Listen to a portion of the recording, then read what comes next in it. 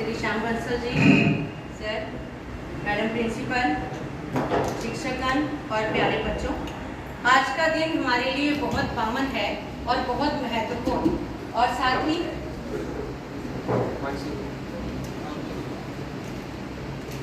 कि हमारे मध्य एक ऐसी पावन विभूति उपस्थित है जिनके दर्शन और आशीर्वचनों से आज हमारे जीवन में एक नई जीवन, एक नई चेतना और एक नई ऊर्जा जागृत होगी। परम पावन श्री 1008 महामंडलेश्वर स्वामी हितेश्वर नाथ जी के चरणों में हमारा बार बार नमस्कार, शत शत नमो।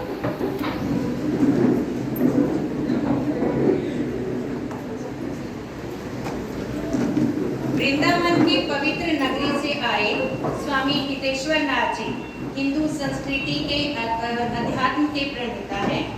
भारतीय संस्कृति की जड़ों को हिंदी मानस में और हिंदू मानस के जन जन में उनके मन में स्थापित करने के लिए और प्रगाढ़ करने के लिए राष्ट्रीय चेतना यात्रा के माध्यम से एक बहुत ही महान कार्य कर रहे हैं। श्रीमद् भागवत कथा और श्री राम कथा के द्वारा जीवन मूल्यों को भारतीय जन जन तक पहुंचाने में भी इनका जीवन समर्पित रहा है। स्वामी जी से प्रार्थना है कि वे अपने शुभ वचनों के द्वारा हमारे छात्रों को अनुग्रहित करें और अपने आशीर्वचनों से हमारे छात्रों को कुछ समझाएं कि किस तरह से वो हमारी भारतीय संस्कृति को आगे ले जाने में सहायक सिद्ध हो सकते हैं। स्वामी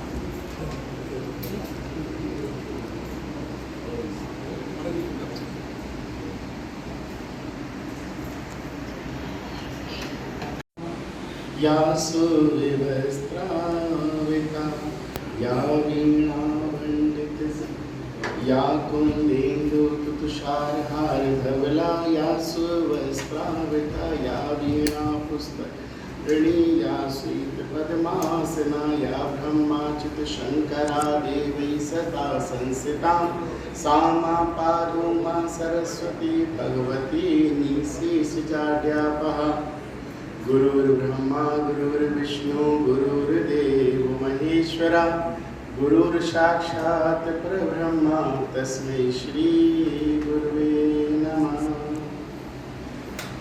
मंच पे मेरे भाइयों और विराजमान आप ही के इस पावन कैथल नगरी के महान तपस्वी संत परम पूज्य रमनपुरी जी महाराज, एक बार सभी लोग जोरदार तालियों से महाराज जी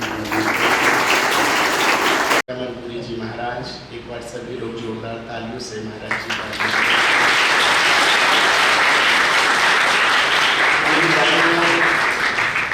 श्याम सुंदर जी जो इस आपके इस विद्यालय के वाइस प्रेसिडेंट हैं, बच्चे सभी लोग ताली बजा के अभिनंदन करें।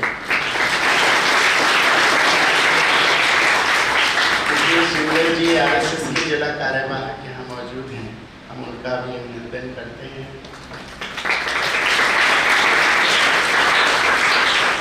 और इस सुंदर से वृक्ष को अपनी मेहनत से अपने भाव के साथ इतने सुंदर पुष्पों को तैयार करने वाली ये वो पुष्प हैं जो देश में ही नहीं अपितु पूरे विश्व में अपनी सुगंध से इस कैथल नगरी का नाम रोशन करेंगे।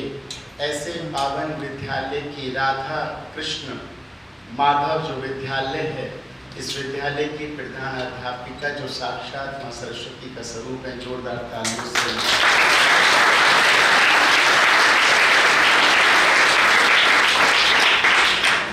आपके समर्पण भाव के बारे में जब पता चला तो मुझे लगा कि सच में आप जिस तरीके से इस वृक्ष को, इस पौधे को जैसे आपने अपनी मेहनत से सींचा है, आप बहुत ही साधुवाद के पात्र हैं। यहाँ बैठी हुई सभी अध्यापिकाएं जो आपको अपने ज्ञान बल से, तपोबल से आपको पुष्ट कर रही हैं और आपको जीवन में आगे बढ़ने का मार्गदर्शन करने वाली आपकी गुरुओं को मेरा प्रणाम है कि आप लोग ऐसे ही इन बच्चों को और अच्छे ज्ञान बल के साथ इनको देशभक्ति, राष्ट्रभक्ति, सनातन भक्ति के साथ जोड़ के रहें। बहुत बहुत आप सभी को हृदय से प्रेम और साधुवाद। विषय बहुत सारे हैं, अब किन विषयों पे चर्चा करें तो मुझे लगता है यहाँ बच्चे हैं तो बच्चों से संबंधित ही विषय लेने चाहिए, क्योंकि आप लोग 9th स्टैंडर्ड से हैं और 9th स्टैंडर्ड मतलब अपनी लाइफ को यहाँ से आपको टर्न मिलता है, लाइफ का टर्न यहीं से। अगर आपको जीवन में कुछ बनना है तो यहीं से बच्चा सोचता है। बचपन में बच्चा कहता है मैं IAS बनूंगा, मैं जैसे हमारे शिष्य हैं कई सारे 5-5 साल के बच्चे, वो कहते हैं हमारे घर में ही हैं, वो कहते हैं कि हम तो प्रधानमंत्री बनेंगे, हम तो DM बनेंगे। तो उनको जो दिखता है वो देखते हैं कि भाई इतना वर्चस्व नज़र आता है, लेकिन वो सब बचपन की चीज़ें हैं। लेकिन 9th स्टैंडर्ड से they can understand, you can understand what I want to become. मुझे आगे इन माई लाइफ आपको क्या करना है, दैट यू नो इट, कि मुझे क्या बनना है, मुझे इंजीनियर बनना है या क्या बनना है, that you have to be know very well. Just I want to know that it's very important whatever you want to do in your life, it should be in a proper way and should dedication. It's for dedication. ऐसे नहीं होना चाहिए। I have completed my education from Manchester, UK, and after that I followed always Swami Vivekananda. Always, just only I focus in Swami Vivekananda. After highly education, I am doing work for our nation, only our nation. What I am doing, Bharat सनातन हिंदू राष्ट्र बनना चाहिए। मैं चाहता तो मैं वहां पे रह के आप सोचिए, मैं कुछ भी किसी भी बड़ी कंपनी का प्रेसिडेंट कुछ भी बन सकता था, वाइस प्रेसिडेंट, प्रेसिडेंट, लाखों करोड़ रुपए कमाता। मुझे क्या जरूरत थी इस भगवा को पहनने की? क्या जरूरत थी मुझे? वहाँ की कंपनीज ने मुझे ऑफर किया कि आप यहीं पढ़े हैं, यहीं रहिए, आपको बढ़िया घर मिलेगा, बढ़िया सैलरी, बढ़िया पैकेज सब होगा। लेकिन मेरे पास एक ही शब्द होता था, क्या? अपि सर्वणमयी लंका नामे लक्ष्मण रोचते, जननी जन्मभूमिश्च स्वर्गादपि गरीयसी। भगवान राम ने जब लंका पे विजय प्राप्त करी तो लक्ष्मण ने अपनी इच्छा जताई, क्या? कि इतनी सुंदर सोने की लंका भैया क्यों ना हम लोग यहीं आके बस जाएं। जैसे ऐसे बोला तो राम जी ने तुरंत बोला कि नहीं लक्ष्मण, जननी जन्मभूमिश्च स्वर्गादपि गरीयसी, जहां मेरी माँ ने मुझे जन्म दिया है वह भूमि तो स्वर्ग से भी बढ़ के महान है। तो मुझे अमेरिका, लंदन का क्या फायदा था? मुझे तो अपनी भारत भूमि से जो प्रेम है, जो यहाँ से मिलेगा वो आपको कहीं से नहीं मिलेगा।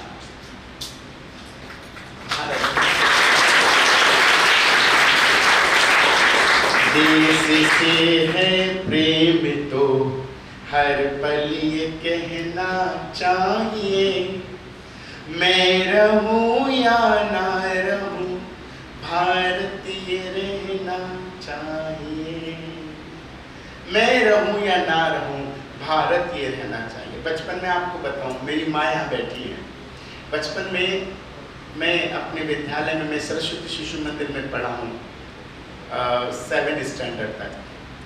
तो जब मेरी उम्र महाराज जी तकरीबन 6 वर्ष की या 7 वर्ष की थी, मैं प्रथम में पढ़ता था। संस्कृत में प्रथम होता ना, आप RSS के स्कूल में पढ़ा हूँ, तो उसमें प्रथम, द्वितीय, तृतीय ऐसे होता था। तो मैं जब पंचम में पहुँचा, पंचम क्लास में, 5th में मतलब, तो मेरे क्योंकि मैं बचपन में बहुत सुंदर था, गोल मोल एकदम ऐसा वाला लगता था, अभी वो अच्छा। तो हमारे आचार्य जी ने मैडम हमको चंद्रशेखर आजाद बनाते थे, और वो बिल्कुल न्यूड, चंद्रशेखर आजाद न्यूड रहते थे, नीचे धोती और यहाँ रिवाल्वर और मूंछ नकली सी बना देते थे बचपन में, काजल से ऐसे करके, और पूरे नगर में भ्रमण होता था। तो हम जब निकलते थे, और जनवरी की बात, 26 जनवरी को परेड निकलती थी, आपको पता ही होगा। तो हम जब निकलते थे शहर के अंदर, तो ऊपर इतनी 26 जनवरी, अब तो बहुत कम, ये बात 90s की बता रहा हूँ, तो उसमें कितनी ठंड होती थी। अब तो ग्लोबल वार्मिंग इतनी है कि ठंड तो पड़ती ही नहीं है। तो आप ये सोचिए कि जब मैं सड़क पे चलता था तो आचार्य लोग मेरे साथ साथ होते थे, बच्चे मेरे पीछे, चंद्रशेखर टोली पीछे होती थी, मैं आगे आगे होता था। तो मेरी माँ जब सड़क से आके मुझे देखती थी तो कहती, हाय मेरे लाल को बुखार ना हो जाए, इतनी ठंड, और तुरंत भाग के शॉल लेकर आती थी, और शॉल ला के जैसी मुझे ओढ़ा के कहती थी, बेटा तू शॉल ओढ़ ले। मैं कहता नहीं माँ, मुझे शॉल नहीं ओढ़नी। बोले क्यों? क्योंकि मैं चंद्रशेखर आजाद हूँ। अगर चंद्रशेखर आजाद शॉल ओढ़ते तो देश को कभी आजाद नहीं कराता। सुख सुविधा जीवन में जब आते हैं तो हम आलसी हो जाते हैं। सुख सुविधा जब जीवन में आते हैं तो इसलिए सुख सुविधाओं को आप थोड़ा दूर करें। आजकल बच्चे बिना एसी के बैठना नहीं चाहते। हमें आप बिना एसी के, महाराज जी को भी बिना एसी के, बिना कितनी धूप में, कितनी ठंड में हमें कहीं निकाल दो, हमें कोई फर्क नहीं पड़ता। और आजकल की युवा पीढ़ी हमारी बैठ नहीं सकती 5 मिनट भी बिना एसी के। क्यों? हम क्यों अपने शरीर को ऐसा बना रहे हैं? We have to be strong। जब तक स्ट्रांग नहीं होंगे हम देश की सनातन संस्कृति के लिए लड़ नहीं सकते। हमें लड़ना होगा तो लड़ने से पहले स्ट्रांग बनना पड़ेगा। और स्ट्रांग बनने के लिए क्या खाना चाहिए ये भी सोचिए। सिर्फ घर का भोजन, वो भी माँ के हाथ का बना भोजन। मम्मी अगर बाहर से मंगाए तो कह दो बाहर का नहीं, गुरुजी ने बोला है घर में बनाओ वही खाएंगे। जो घर में बनाओगी वही खाएंगे, बाहर का नहीं खाएंगे। कुछ भी बनाओ XYZ, लेकिन घर का ही खाना है, बाहर का नहीं। आजकल बच्चे पिज्जा, बर्गर और ये क्या कोल्ड ड्रिंक, चाउमीन, ये सब खाने में इंटरेस्टेड है। अगर आप ये सब चीजें खाएंगे तो कैसे देश के लिए लड़ेंगे? देश के लिए एनर्जी चाहिए। आप सोचो कोरोना जैसी बीमारी जो चाइना में बुरी तरीके से फैली, वहां के लोग क्या खाते थे? Chinese food. बच्चे घुट घुट के मरते रहे, अरे ऊपर 10वीं मंजिल से छलांग लगा दी मरने के कारण, मर गए कोरोना जैसे काल में। लेकिन भारत में कितनी कम मृत्यु दर हुई आप सोचिए। पहले कोरोना काल में क्यों? क्योंकि हम लोग घर का खाना खाते हैं, तो हमें घर के खाने हमें लड़ने की क्षमता देता है, लड़ने की शक्ति देता है घर का फूड। इसलिए घर का फूड खाइए, कृपया करके पिज्जा, बर्गर, कोल्ड ड्रिंक बिल्कुल बिल्कुल छोड़ दीजिए। जो बच्चे मुझे सुन रहे हैं, आज वादा कीजिए हम पिज्जा, बर्गर, कोल्ड ड्रिंक नहीं खाएंगे, हम सिर्फ घर का देसी भोजन खाएंगे। क्यों बच्चों? क्योंकि मैं आपको कहूं, जैसा खाए अन्न वैसा बने मन। जीवन में याद रखें, जैसा खाए वैसा बने। परम श्रद्धेय गुरुजी थे पंडित मदन मोहन मालवीय जी। उनके एक शिष्य थे, जेल में बंद थे। मैं आपको छोटी सी लाइन बता रहा हूँ। जेल में बंद थे, तो जेल में उन्होंने एक रात्रि में स्वप्न देखा कि मैं अपनी माँ की सीने पे आरी चढ़ा रहा हूँ, ऐसे स्वप्न देखा। और स्वप्न देख के उन्होंने तुरंत अपने गुरुजी को पत्र लिखा, गुरुजी मैंने रात्रि में ये स्वप्न देखा है कि मैं अपनी माँ के सीने पे आरी चला रहा हूँ। तो मदन मोहन मालवीय जी ने किंतु परंतु देर नहीं लगाई और अगले ही दिन तुरंत जेलर के पास पहुँच गए और जेलर से बोले मुझे अपने शिष्य से मिलना है। शिष्य के पास पहुँचे, शिष्य ने पूरी कथा बताई कि मैंने रात में सोया, भोजन प्रसादी लेके, और ऐसे सोया, सोने के 1 घंटे बाद मैंने स्वप्न देखा कि मैं अपनी माँ को आरी से छीन रहा हूँ। तो तुरंत गुरुजी बोले बेटा तुम यहीं रुको, हम जेलर के पास आपकी रसोई देखने जाते हैं। तो जेलर के साथ वो रसोई देखने गए। रसोई की तरफ चारों तरफ निगाह मारी और निगाह मारने के बाद ये बोले कि जेलर साहब ये बताइए कल रात्रि का भोजन किसने बनाया? तो जेलर ने कहा कल रात्रि का रसोईया हमारा छुट्टी पे था, कल रात्रि का भोजन जल्लाद ने बनाया। किसने बनाया? जल्लाद ने बनाया। तो जल्लाद की जो मनोवृत्ति थी, जो उसका काम था, जो उसकी सोच थी, उसकी सोच ये थी भोजन बनाते समय कि कल मुझे किसको फांसी देनी है। तो वो सोच उस भोजन में मिली, उसका विचार भोजन में मिला, और उस विचार से गुरुजी के शिष्य ने देखा कि मैं अपनी माँ के असीम गले पे आरी चला रहा हूँ। सोचिए, तो जैसा खाए अन्न वैसा बने मन। और आजकल की तो माताएं पूरा दिन सिर्फ एक ही चीज, रील देखती रहती है, और रील भी कौन सी? जो किसी काम की नहीं है। कम से कम घर के अंदर जब आप भोजन बनाएं, मैं आपको बहुत बहुत महत्वपूर्ण बात बता रहा हूँ, संत लोग बताते ही रहते हैं, बहुत ही महत्वपूर्ण। जब भी रसोई का नाम है, मतलब सीता मैया की रसोई, और उस रसोई के अंदर अगर माताएं भगवान का ध्यान करके कुछ ना करें, ओम नमो भगवते वासुदेवाय का जाप करते रहें, आप देखिए भोजन कितना स्वादिष्ट बनेगा। बिना नमक के ही नमक आ जाएगा भोजन, इतना स्वाद बनेगा, इतना स्वादिष्ट बनेगा।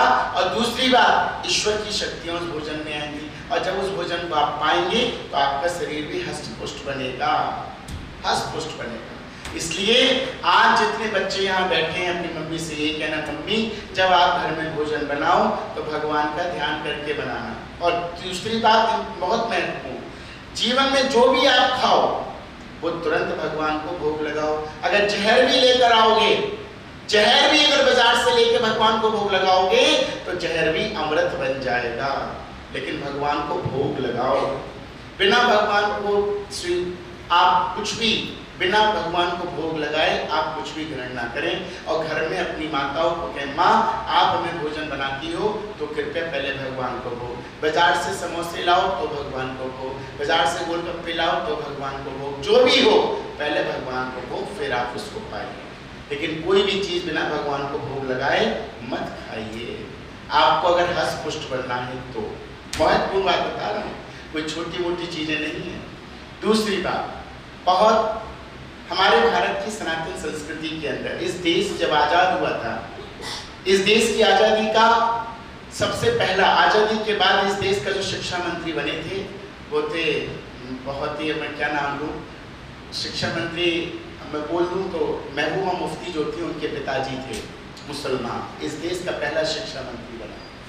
आपको तो पता ही होगा, RSS के हैं। उन्होंने क्या किया, आपके गुरुजी इस देश की क्रांतिकारी के लड़े, महाराज जी के गुरु मच्छनपुरी जी महाराज आज ब्रह्मलीन हैं, इस देश की सनातन संस्कृति की लड़ाई लड़ी। आपके गुरुदेव, आप सोचिए। हमें उन संतों से सीखना चाहिए। इस देश की आजादी के बाद जो इस देश का पहला शिक्षा मंत्री बना वो महबूबा मुफ्ती, जो मुसलमान है, जो कश्मीर की कभी मुख्यमंत्री रही थी, उसका फादर था।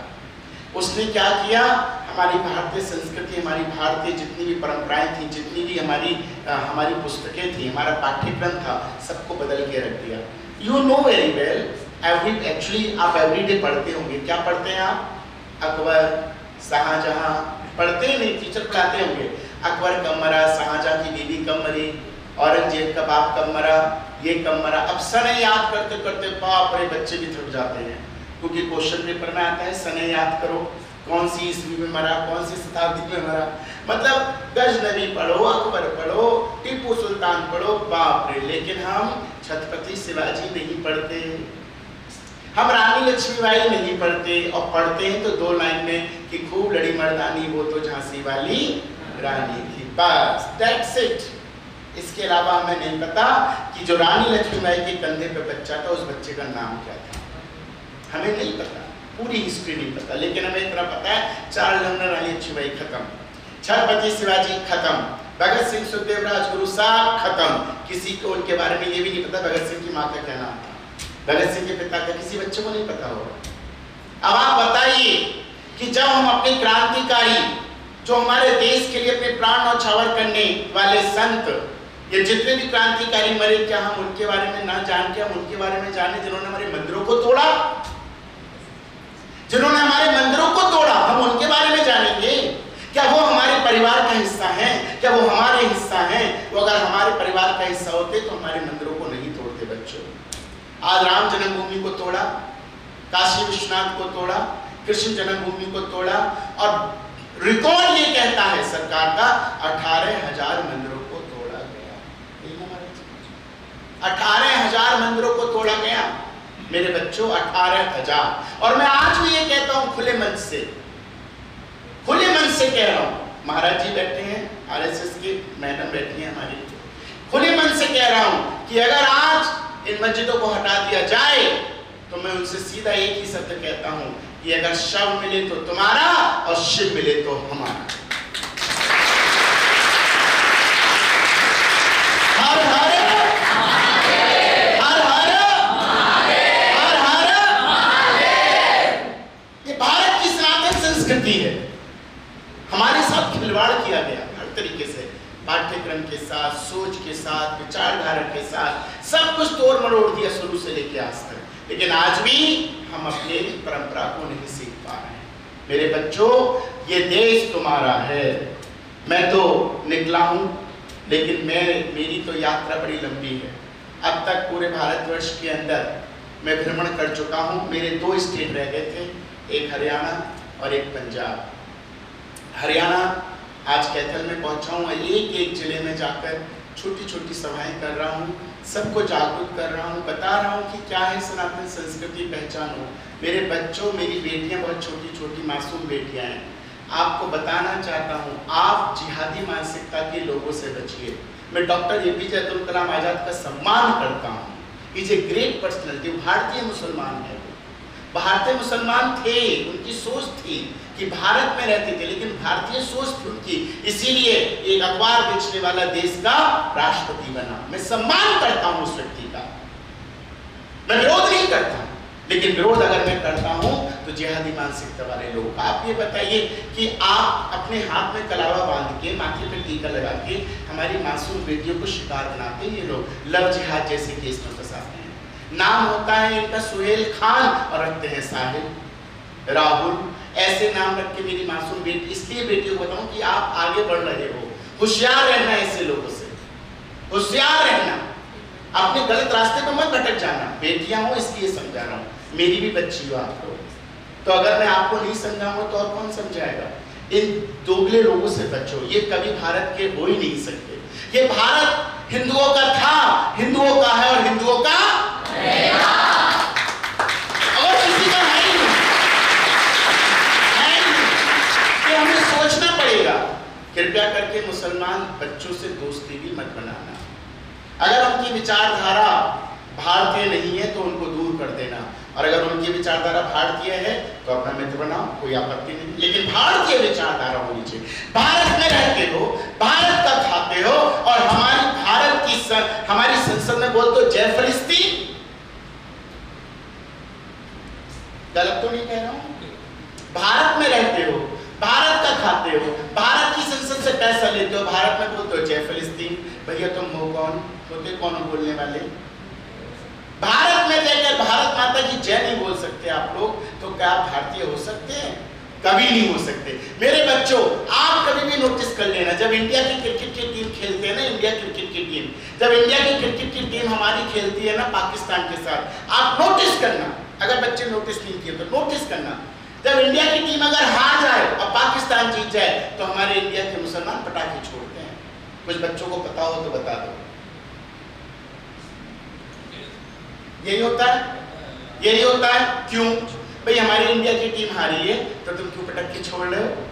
इसका मतलब तुम्हारी सोच कहाँ की है? भारत की है, पाकिस्तान की? पाकिस्तान की। तो इनको भारत में रहना चाहिए? कहाँ रहना चाहिए? पाकिस्तान। अगर तुम्हारी सोच यहाँ की नहीं है तो चले जाओ, वे हमें कोई आपत्ति नहीं है। देश तो धर्म के नाम पे बंटवारा हुआ था, ये हिंदू हिंदुस्तान, पाकिस्तान भी तुम्हारा, तो फिर तुम यहाँ क्यों बैठे हो? और अगर बैठे भी हो तो भारत की संस्कृति का आप विरोध नहीं करेंगे, भारत के अंदर आप आक्रामकता नहीं फैलाएंगे, अराजकता नहीं फैलाएंगे, भारत को तोड़ने की बात नहीं करेंगे। जो कहते हैं भारत तेरे टुकड़े होंगे, इंशाअल्लाह इंशाअल्लाह उन लोगों का हम सनातन धर्म के लोग टुकड़े कर देंगे, लेकिन भारत माता के ऊपर आंच नहीं आने देंगे। ये भारत देश हमारा है, हम भारतीयों का है। अपनी भारतीय संस्कृति को बच्चों संभालो। मैं तुमको आज ये बोल रहा हूँ, कल को ऐसा ना हो कि तुम लोग बर्बाद हो जाओ। हमारे लोग तो यही एक बात कहते रहते हैं, हमारी माताएं आज भी कहती हैं हम दो हमारे दो, और ये कहते हैं हम दो हमारे गिर लो। ये तो कहते हैं हम दो और हमारे गिर लो, और हम इसी में पड़ गए हम दो हमारे दो। तो जब हम दो हमारे दो, अब तो वो भी कॉन्सेप्ट खत्म हो गया, अब हो गया हम दो हमारा एक। वो भी कॉन्सेप्ट खत्म कर दिया सुप्रीम कोर्ट ने। क्या कर दिया? लिविंग रिलेशनशिप, मन चाहे रहो और मन चाहे छोड़ दो। माता जी अब आपको सबको पता है, ये बताइए, मेरी माँ बैठी है यहाँ, बच्चों को तो शायद नहीं पता होगा, या बच्चों को मैं बहुत हल्के में समझता हूँ। बेटा अगर मम्मी पापा बिना शादी के साथ में रहें, बिना शादी के, भाई शादी नहीं करी, साथ फेरे नहीं लिए, मम्मी पापा साथ में रहे 1 साल 2 साल 5 साल 10 साल, ठीक, और उसके बाद उन्हें छोड़ दे, तो क्या भारत को स्वीकार होगा? आप बताइए। अरे मम्मी पापा तभी अच्छे लगते हैं जब फेरे करके आए हो, शादी करके आए हो। ये भारत की संस्कृति नहीं है, ये पाश्चात्य संस्कृति को भारत में लाके इन बेटियों के साथ ये जुल्म नहीं कर रहे तो और क्या कर रहे हैं ये लोग? लेकिन हम लोग आवाज नहीं उठाते। क्यों? हमें लगता है कि जो अल्पसंख्यक लोग हैं ना, वो ज्यादा, वो बहुसंख्यक है और हम हिंदू अल्पसंख्यक हैं अपने ही देश के अंदर। क्यों? क्योंकि हिंदू सोता रहता है। हिंदू का काम क्या है? एक था हमारी रामचरितमानस में, रामायण में एक कौन? कुंभकर्ण 6 महीने सोता था, 6 महीने जगता था। और ये हिंदू जो हैं कुंभकर्ण के बाप सोते ही रहते हैं, इनको जगने का काम ही नहीं है। इनके कान पे जो नहीं रहती, बेचारे कब से चिल्ला रहे होंगे भारत को हिंदू राष्ट्र के लिए। बचनपुरी जी महाराज स्वर्ग को सुधार गए बेचारे, लेकिन आज भी भारत के चारों तरफ 56 देश मुसलमान देश हैं, लेकिन मेरा भारत हिंदू राष्ट्र नहीं है। क्यों? अभी महाराज जी ने बताया बांग्लादेश की स्थिति, मैडम आके हमारे यहाँ बैठी है और वहां हिंदुओं के साथ क्या बर्बरता हो रही है? महाराज जी क्या बर्बरता हो रही है? अफगानिस्तान में क्या हुआ था आपको मेरे बच्चों पता है? अफगानिस्तान में क्या हुआ था? हमारे देश के केंद्रीय मंत्री जब देश बर्बाद हो गया तो अपने सर के ऊपर रख के, आपको पता होगा किसको लेके आए थे? गुरु ग्रंथ साहब को सर पर लेकर आए थे। हमारे देश के प्रधान, हमारे देश के जो मंत्री थे, मुझे नाम अभी याद आ जाएगा, अपने सर पे रख के लेकर आए थे। क्यों लेकर आए भैया? सर पे रख के रहिए, बताओ क्यों लेकर आए? सर पे रख के इसलिए लेकर आए क्योंकि अगर देश बचेगा तो धर्म बचेगा, अगर देश नहीं बचेगा तो धर्म भी मिट जाएगा। बड़े बड़े महात्मा मैंने देखे हैं, बड़े बड़े जो आजकल टीवी पे बड़े व्याख्यात हैं, बड़ा नाम है उनका, बहुत नाम है। एक महात्मा एक कथा करने का 1 करोड़ रुपया लेता है, लेकिन कभी भारत संस्कृति की बात नहीं करता। महाराज जी नहीं करते। 1-1 लाख रुपए कथा करने का लेते हैं, लेकिन कभी नहीं कहते कि भारत हिंदुओं का है। आप जोड़ो, संगठित करो, लेकिन नहीं करते। क्यों? क्योंकि उन्हें पैसे से मतलब है। धर्म बेचा नहीं जाता, ग्रंथ बेचे नहीं जाते, लेकिन ये धर्म भी बेच रहे हैं और ग्रंथ भी बेच रहे हैं, इतिहास भी बेच रहे हैं। तो कहां से एक्सेप्ट करेगा हिंदू? कैसे उसको एक्सेप्ट करेगा? बड़े बड़े महात्मा कैसे होगा? और मैं बता दूं मेरे बच्चों, आप लोग इस भारत की नींव हो, जड़ हो, जड़ आप ही से ही ये देश बनेगा। अब आप ये सोच लो कि आपको भारत को क्या करना है। अपने यहाँ पे 1, 2, 3, 4 बच्चे देखे जिनके माथे पे टीका लगा है। मुझे इतना अच्छा लग रहा है इनके माथे पे टीका। इन बच्चों को जोरदार तालियां बजाइए।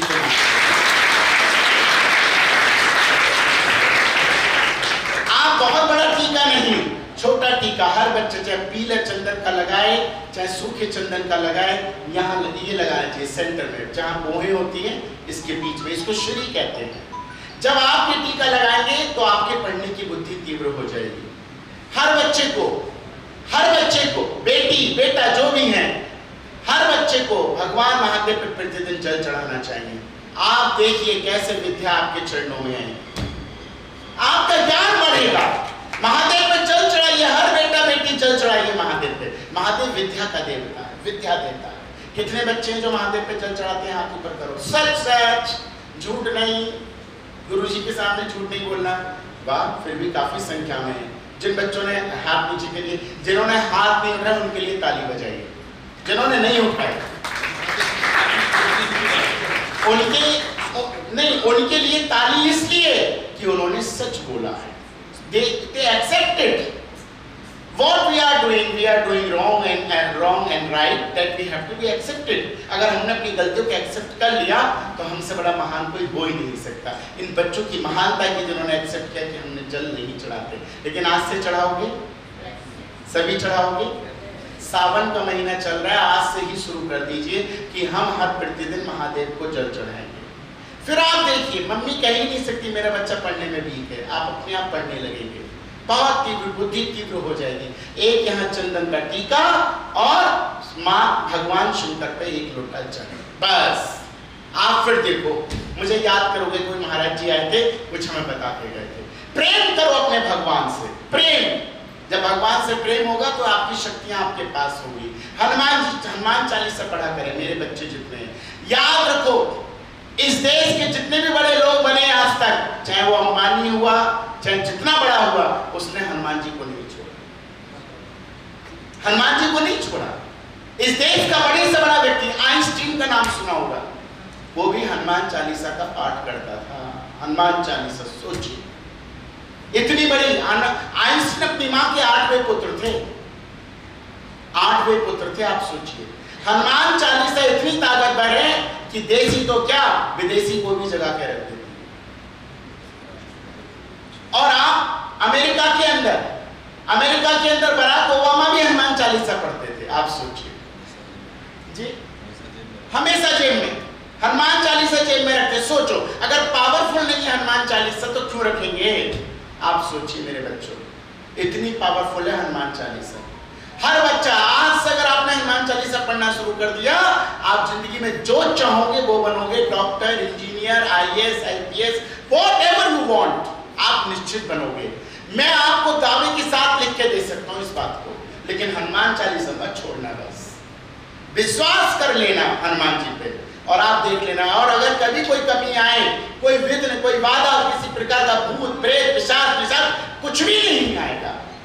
और अपनी तुम्हारी माँ अगर कभी कभी, क्योंकि क्या ना विश्वास नहीं होता, तो कभी कभी माँ हनुमान जी तो जाएगी और कभी कभी चद्दर चढ़ाने भी चली जाती है। तो अपनी माँ को बचाना कि कहीं मजार पे मत जाना, क्योंकि हमारे हनुमान जी ही सब कुछ देने वाले हैं। अष्ट सिद्धि 9 निधि के दाता, 8 सिद्धियां 9 निधियां इनके चरणों में रहती है। और 33 कोटि देवी देवता में कोई नहीं है जिसके बाद 8 सिद्धियां 9 निधियां, सिर्फ हनुमान जी। तो आज बच्चों आपके साथ बहुत अच्छा लगा। आइए हनुमान चालीसा करके आज की इस सेशन को हम एंड करते हैं। सभी बच्चे बोलेंगे, क्योंकि मैं सुनना चाहता हूँ कितने बच्चों को हनुमान चालीसा याद है। जिनको याद नहीं है वो लिप सिंक भी कर सकते हैं, ठीक है, धीरे धीरे बोल सकते हैं। श्री गुरु चरण सरोज रज निज मन मुकुर सुधार, वरनउ रघुवर विमल जसु, जो दायक फल चार। बुद्धिहीन तनु जानिके, सुमिरो पवन कुमार, बल बुद्धि विद्या देहु मोहि, हरहु कलेश विकार। जय हनुमान ज्ञान गुण सागर, जय कपीस तिहु लोक उजागर, राम दूत अतुलित बल धामा, महावीर विक्रम बजरंगी, कुमति निवार सुमति के संगी, कंचन वरण विराज सुबेसा, कानन कुंडल कुंचित केसा। हाथ वज्र और ध्वजा विराजे, कांधे मूंज जनेऊ साजे, शंकर सुमन केसरी नंदन, तेज प्रताप महाजगवंदन। विद्यावान गुणी अति चातुर, राम काज करिबे को आतुर। प्रभु चरित्र सुनि देखो रसिया, राम लखन सीता मन बसिया। सूक्ष्म रूप धरि सियहि दिखावा, जगत रूप धरि अंश जरावा। भीम रूप धरि असुर संहारे, रामचंद्र के काज सवारे। लाए सजीवन लखन जियाए, श्री रघुवीर हरषि उर लाए। रघुपति कीन्ही बहुत बड़ाई, ब्रह्म के हरषि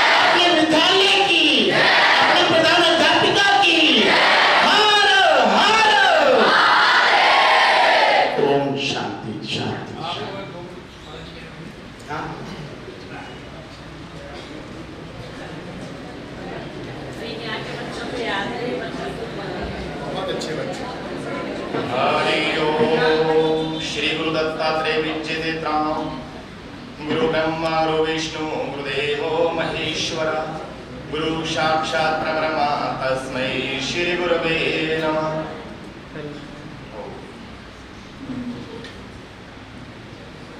मेरे प्यारे बच्चों, आज जो स्वामी जी हमारे कपिस्थल नगरी में आए, इनका बहुत हार्दिक स्वागत अभिनंदन करते हुए बड़ा आनंद और हर्षोल्लास हो रहा है कि ऐसे पूज्य संत जो हमारे भारतवर्ष में हमारी संस्कृति को, हमारे समाज को इकट्ठा करते हैं और उनमें एक नई चेतना, ऊर्जा का प्रदान करते हैं, ऐसे पूज्य संतों का हम हमेशा हार्दिक स्वागत अभिनंदन करने के लिए आतुर रहते हैं। पूज्य स्वामी जी महामंडलेश्वर हमारे वृंदावन से आए हैं। इनका उद्देश्य हमारे देश के अंदर, हमारे देश की जो संस्कृति है उसको विलुप्त होने से बचाने के लिए, जो हमारे समाज में एक ऐसी पश्चिमी सभ्यता का जो समावेश हो रहा है उसको दूर करने के लिए और आपके जीवन में एक ऐसा मंत्र देने के लिए ये संत हमेशा निरंतर प्रयासरत रहते हैं, चाहे वो इस देश में हो या प्रदेश में हो। उनका एक जीवन अपने समाज के लिए, अपने बच्चों के लिए ऐसी एक प्रेरणा का स्रोत बनता है, जिससे कि जो अभी स्वामी जी ने आपको बताया कि आप खाना पीना सबसे प्रथम जो हमारा आहार है, आहार विहार यानी कि अष्टांग योग की ये जो हमारी प्रथम विधियां हैं उनको बच्चों को जरूर निर्धारण करना है। और जैसे स्वामी जी ने आपको कहा कि महादेव पे जल चढ़ाना, उससे आपको बुद्धि विवेक, आप महादेव को जल चढ़ाने के बाद एक लोटा भगवान सूर्य नारायण को भी जरूर दे दें, जिससे आपके कुल देवी देवताओं को भी तृप्ति का एहसास होगा और उनकी विशेष कृपा आप लोगों पे होगी और परिवार में हमेशा सुख शांति होगी। आज यहाँ आप लोगों के साथ बैठ करके बहुत अच्छा आनंद का अनुभव हुआ, क्योंकि आप नए युवा बच्चे हो, आप लोगों में देश के प्रति चेतना है और अपने अध्यापकों के प्रति जो सम्मान है वो हमें बहुत आनंदित कर रहा है। और पूज्य स्वामी जी से निवेदन करूंगा कि जहाँ भी, जब भी, जिस भी प्रांत में, जिस वातावरण में जाएं, जिस डिस्ट्रिक्ट में जाएं, तो स्कूल के बच्चों से संवाद हमेशा करें, क्योंकि हमारे देश का जो उज्जवल भविष्य है वो बच्चे हैं। क्योंकि बच्चे ही कल को हमारे नेता बनेंगे या हमारे अफसर बनेंगे, जो भी बनेंगे आप ही लोग बनेंगे और आप लोगों के ऊपर भविष्य हमारे देश का निर्भर करता है। इसलिए आप लोगों की जड़ें मजबूत होना हमारे लिए बहुत ही परम सौभाग्य का समय होगा, क्योंकि हम लोग संत हैं, हम लोग, भगवान ने हमारे को दे धर्म दिया है ना, जो सिर्फ हमारे देश के लिए, हमारे समाज के लिए दी है। और इसके दूसरा, हमारे लोगों के जीवन में कोई भी औचित्य नहीं होता है किसी भी प्रकार का। तो यहाँ जितनी माता बहनें, हमारी अध्यापिकाएं जो बैठी हैं, इनका भी हार्दिक स्वागत अभिनंदन, जो हमारे बच्चों के अंदर ऐसी संस्कृति दे रही है, हमारे देश की जो हमारी धरोहर है उनको प्रफुल्लित कर रही हैं। बहुत ही आनंदित का समय, ज्यादा समय न लेते हुए आप सभी को ओम नमो नारायण। भारत माता की जय, भारत माता की जय, भारत माता की जय, जय श्री राम, जय श्री राम।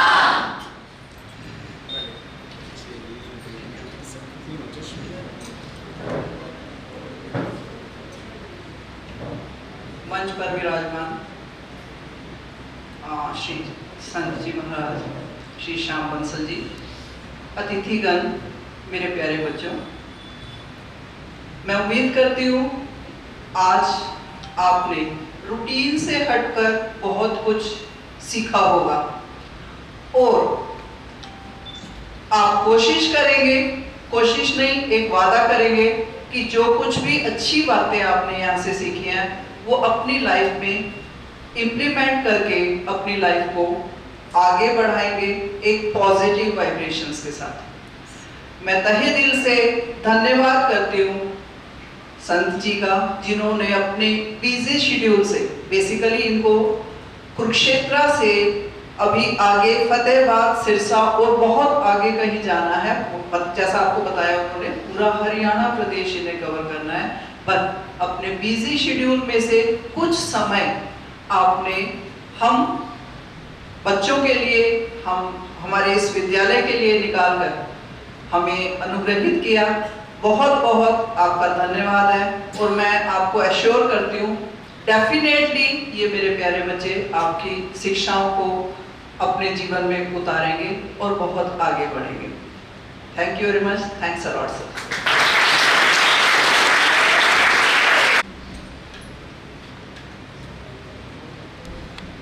महाराज जी, हम सब इतने भावुक हो गए कुछ कहने की और सुनने की क्षमता बिल्कुल चली गई। आपने इतना भाव विभोर हम सबको कर दिया। हम अभी इस थोड़ा समय में ऐसा लगता है अधूरे रह गए। इस मार्गदर्शन में हमें अगर जानकारी मिली होती कि आप इन बच्चों को, हमको, परिवारों को, हिंदू समाज को इस प्रकार की जागृति के लिए निकले हुए हैं, इस विचार को लेकर निकले हैं, तो निश्चित रूप से इस कार्यक्रम को भव्य कार्यक्रम करते हैं। और मेरी और इस स्कूल की मैनेजमेंट की प्रार्थना आपसे कि जब भी आपका कैंसर के आजू बाजू में आने का अवसर मिलेगा, स्पेशल कैंसर के लिए मौका आप देंगे, तो एक भव्य कार्यक्रम बच्चों के साथ साथ बच्चों के माता पिता के साथ रखेंगे